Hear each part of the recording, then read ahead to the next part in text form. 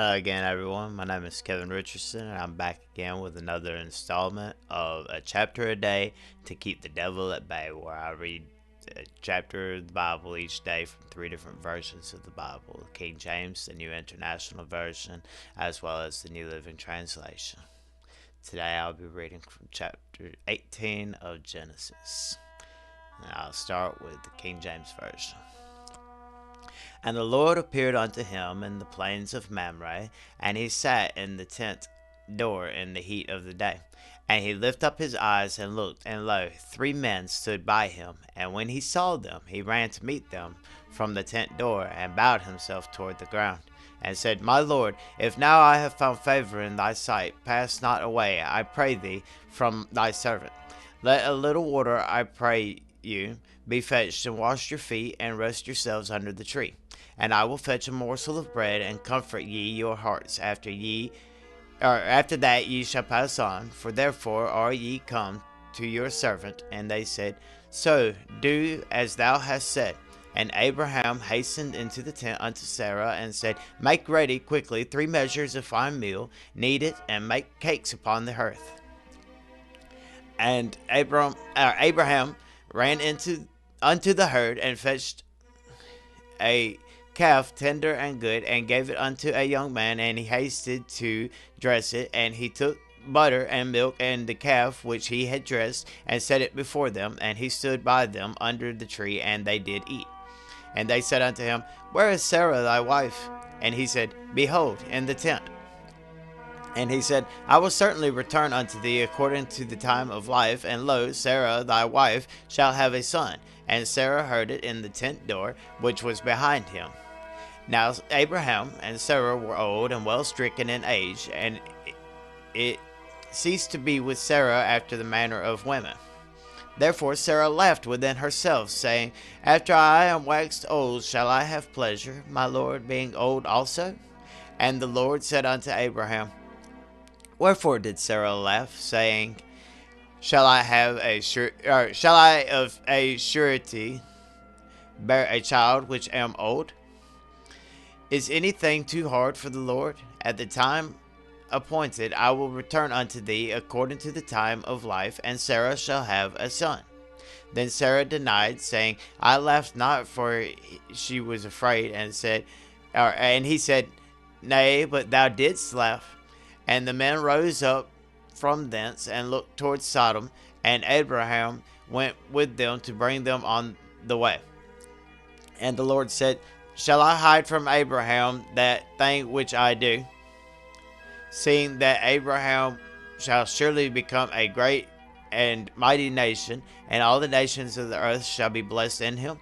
For I know him, that he will command his children and his household after him, and they shall keep the way of the Lord, to do justice and judgment, that the Lord may bring upon Abraham that which he hath spoken of him. And the Lord said, Because the cry of Sodom and Gomorrah is great, and because their sin is very grievous, I will go down now and see whether they have done altogether according to the cry of it which is come unto me, and if not, I will know. And the men turned their faces from thence, and went toward Sodom. But Abraham stood yet before the Lord. And Abraham drew near, and said, Wilt thou also destroy the righteous with the wicked? Peradventure there be 50 righteous within the city. Wilt thou also destroy, and not spare the place of the 50 righteous that are therein? That be far from thee to do after this manner, to slay the righteous with the wicked, and that the righteous should be as the wicked. That be far from thee. Shall not the judge of all the earth do right? And the Lord said, If I find in Sodom 50 righteous within the city, then I will spare all the place for their sakes. And Abraham answered and said, Behold, now I have taken upon me to speak unto the Lord, which am but dust and ashes. Peradventure there shall lack 5 of the 50 righteous. Wilt thou destroy all the city for the lack of 5? And he said, If I find there 40 and 5, I will not destroy it. And he spake unto him yet again, and said, Peradventure there shall be 40 found there. And he said, I will not do it for 40's sake. And he said unto him, Oh, let not the Lord be angry, and I will speak. Peradventure there shall 30 be found there. And he said, I will not do it if I find 30 there. And he said, Behold, now I have taken upon me to speak unto the Lord. Peradventure there shall be 20 found there. And he said, I will not destroy it for 20's sake.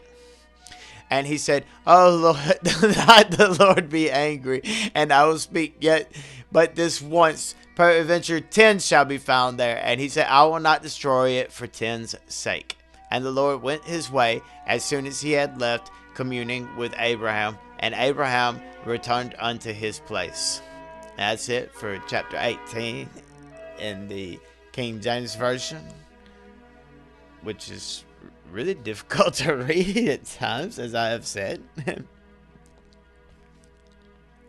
Chapter 18, New International Version, Genesis, reads as thus. The Lord appeared to Abraham near the great tree of Mamre, where he was sitting at the entrance to his tent in the heat of the day. Abraham looked up and saw 3 men standing nearby. When he saw them, he hurried from the entrance of his tent to meet them and bowed low to the ground. He said, If I have found favor in your eyes, my Lord, do not pass your servant by. Let a little water be brought, and then you may all wash your feet and rest under the tree. Let me get you something to eat so you can be refreshed, and then go on your way, now that you have come to your servant. Very well, they answered, do as you say. So Abraham hurried into the tent to Sarah. Quick, he said, get 3 seahs of fine flour and knead it and make. Quick, he said, get 3 seahs of fine flour and knead it and bake some bread. Then he ran to the herd and selected a choice tender calf and gave it to a servant who hurried to prepare it. Then he brought some curds and milk and the calf that had been prepared and set these before them. While they ate, he stood near them under a tree. Where's your wife Sarah? They asked. There, in the tent, he said. Then the Lord said, I will surely return to you about this time next year, and Sarah, your wife, will have a son. Now Sarah was listening at the entrance to the tent, which was behind him. Abraham and Sarah were already old and well advanced in years, and Sarah was past the age of childbearing. So Sarah laughed to herself as she thought, After I am worn out and my master is old, will I now have this pleasure? And then the Lord said to Abraham, Why did Sarah laugh and say, Will I really have a child now that I am old? Is anything too hard for the Lord? I will return to you at the appointed time next year, and Sarah will have a son.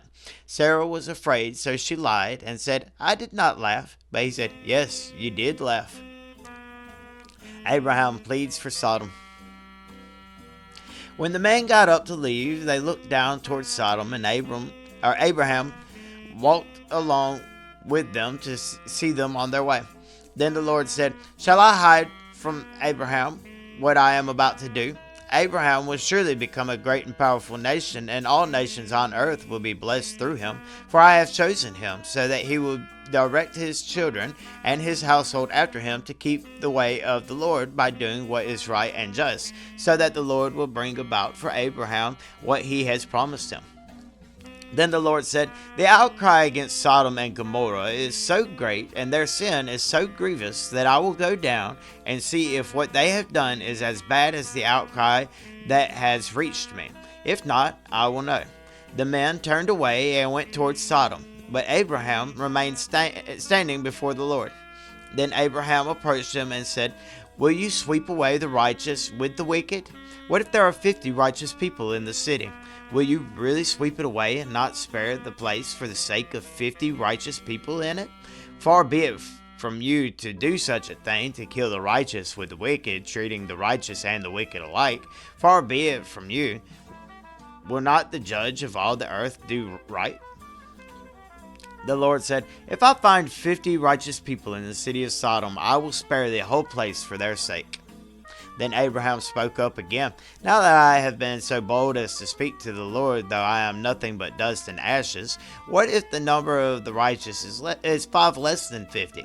Will you destroy the whole city because of 5 people? If I find 45 there, he said, I will not destroy it. Once again, he spoke to him. What if only 40 are found there? He said, for the sake of 40, I will not do it. Then he said, may the Lord not be angry, but let me speak. What if only 30 can be found there? He answered, I will not do it if I find 30 there. Abraham said, now that I have been so bold as to speak to the Lord, what if only 20 can be found there? He said, for the sake of 20, I will not destroy it. Then he said, may the Lord not be angry, but let me speak just once more. What if only 10 can be found there? He answered, for the sake of 10, I will not destroy it. When the Lord had finished speaking with Abraham, he left, and Abraham returned home. That's it for chapter 18 of the New International Version. And now on to chapter 18, Genesis, New Living Translation. A son is promised to Sarah. The Lord appeared again to Abraham near the oak grove belonging to Mamre. One day Abraham was sitting at the entrance to his tent during the hottest part of the day. He looked up and noticed 3 men standing nearby. When he saw them, he ran to meet them and welcomed them, bowing low to the ground. My Lord, he said, if it pleases you, stop here for a while. Rest in the shade of this tree while water is brought to wash your feet. And since you've honored your servant with the visit, let me prepare some food to refresh you before you continue on your journey. All right, they said, do as you have said. So Abraham ran back to the tent and said to Sarah, hurry, get 3 large measures of your best flour, knead it into dough, and bake some bread. When Abraham ran then Abraham ran out to the herd and chose a tender calf and gave it to his servant, who quickly prepared it. When the food was ready, Abraham took some yogurt and milk and the roasted meat, and he served it to the men. As they ate, Abraham waited on them in the shade of the trees. Where is Sarah, your wife? The visitors asked. She's inside the tent, Abraham replied. And then one said, I will return to you about this time next year, and your wife Sarah will have a son. Sarah was listening to this conversation from the tent. Abraham and Sarah were both very old by this time, and Sarah was long past the age of having children. So she laughed silently to herself.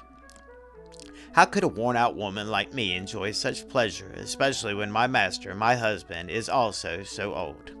Then the Lord said to Abraham, why did Sarah laugh? Why did she say, can an old woman like me have a baby? Is anything too hard for the Lord? I will return about this time next year, and Sarah will have a son. Sarah was afraid, so she denied it, saying, I didn't laugh. But the Lord said, no, you did laugh. Then Abraham intercedes for Sodom. Then the men got up from their meal and looked out toward Sodom. As they left, Abraham went with them to send them on their way. Should I hide my plan from Abraham? The Lord asked. For Abraham will certainly become a great and mighty nation, and all the nations of the earth will be blessed through him. I have singled him out so that he will direct his sons and their families to keep the way of the Lord by doing what is right and just. Then I will do for Abraham all that I have promised. So the Lord told Abraham, I have heard a great outcry from Sodom and Gomorrah because their sin is so flagrant. I am going down to see if their actions are as wicked as I have heard. If not, I want to know. The other men returned and headed towards Sodom, but the Lord remained with Abraham. Abraham approached him and said, will you sweep away both the righteous and the wicked? Suppose you find 50 righteous people living there in the city. Will you still sweep it away and not spare it for their sakes? Surely you wouldn't do such a thing, destroying the righteous along with the wicked. Why you would be treating the righteous and the wicked exactly the same. Surely you wouldn't do that. Should not the judge of all the earth do what is right? And the Lord said, if I find 50 righteous people in Sodom, I will spare the entire city for their sake. Then Abraham spoke again, since I have begun, let me speak further to my Lord, even though I am but dust and ashes. Suppose there are only 45 righteous people rather than 50. Will you destroy the whole city for the lack of 5? And the Lord said, I will not destroy it if I find 45 righteous people there. Then Abraham pressed his request further. Suppose there are only 40. And the Lord said, I will not destroy it for the sake of 40. Please, don't be angry, my Lord, Abraham pleaded. Let me speak. Suppose only 30 righteous people are found. And the Lord said, I will not destroy it if I find 30. Then Abraham said, Since I have dared to speak to the Lord, let me continue. Suppose there are only 20. And the Lord said, Then I will not destroy it for the sake of the 20. Finally, Abraham said, Lord, please don't be angry with me if I speak one more time. Suppose only 10 are found there. And the Lord said, Then I will not destroy it for the sake of the 10. When the Lord had finished this conversation with Abraham, he went on his way, and Abraham returned to his tent. And there you have it for chapter 18 of Genesis in the New Living Translation. And this I want to point out that there really is nothing that's too great for the Lord. He can do anything and everything. And Abraham sure had a lot of nerve, didn't he? You'd have to be really bold to ask the Lord so much, like to ask for such things. But that's what we have to be, is to be bold in our faith and in asking of the Lord of anything it is that we desire, and to have faith that the Lord won't be angry with us, that he will consider what it is that we have asked, and that he will answer us according to his will and according to our need. I also want to point out that it wasn't just the Lord there, but also it was angels with him. And you should always be careful when addressing strangers that you meet, that you never know when you might be talking with an angel, which is something I've always been told and I've always believed, and something that not everybody seems to have on their heart, but some people do. And people who have that thought and that belief that you should always address everyone as though they might possibly be an angel, those people are worth listening to, which is why I say that you should listen to Bible Time with Melanie Mack here on YouTube, because she feels that way also, and like she's very open about her faith, and she does quite a great job of bringing the word to people, and she got me back to reading the Bible every day, as I have mentioned previously on these other videos before this. And if you've never seen any of those, then that's the reason why it is that I'm bringing this up again, that maybe you should check out her videos as well. Maybe she's more somebody that you could relate to, that you could listen to, than me. I'm not that great of an orator. I do the best I can, but like I'm doing this for myself, and I'm hoping that at least one person could be able to be saved by my efforts. And if not, then I will at least have become that much more increased in my faith as I continue to read the Bible every day, a chapter every day. And once I get done with this, I'll continue to do it. And I'll also be working on other stuff. Yesterday I did a video on about how abortion is often murder, and by the time you see this, it'll have been like a week and a half, maybe, or a week, or at least about 8 days or so. I think I am, that I got these stocked up ahead of me. Like, I've got these pre-recorded, and I don't know if I'll have the next video on that up yet by the time this is uploaded or not, but if I do, I'd like for you to check that out. It's where I go over about how, even though they say that it tells you in the Bible that it doesn't say anything in the Bible about abortion or whatever, that it does. And I'll go over the different verses and everything that supports that stance, as well as the other verses that back it up even more. I would like it if y'all could be able to check that out and give it a like and a share, because that right there is very important, that we get that message out, that though everyone says that it doesn't say anything in the Bible about abortion, that those people are actually misleading other people whenever they say that by having it said they don't provide full context of what it is that is written in the Bible. And I just hope that that video will actually be able to affect somebody's life for the positive, for the better, so that there would be less people out there killing their children and stuff while they're still in the womb. We've got to be a voice for the voiceless, and we've got to do what we can to be able to protect the next generations.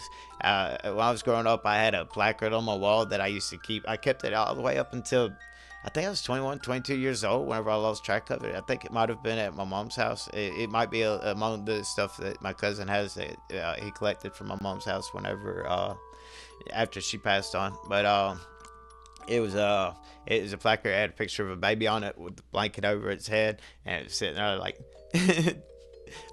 crawling or whatever. And it said, "Baby is God's way of saying that the world should go on." And I sincerely believe that, because in the end of days there will be an abomination of sterility, which will cause people to no longer be giving birth to children. So, like, yeah, a baby is God's way of saying that the world should go on. And with that said, I want to say, anybody has any prayer requests or anything, leave your prayer requests in the comment section, and I'll be sure to pray for you.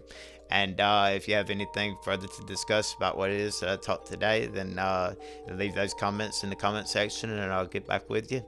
And God bless you, and have a great day, and catch you next time. Take it easy.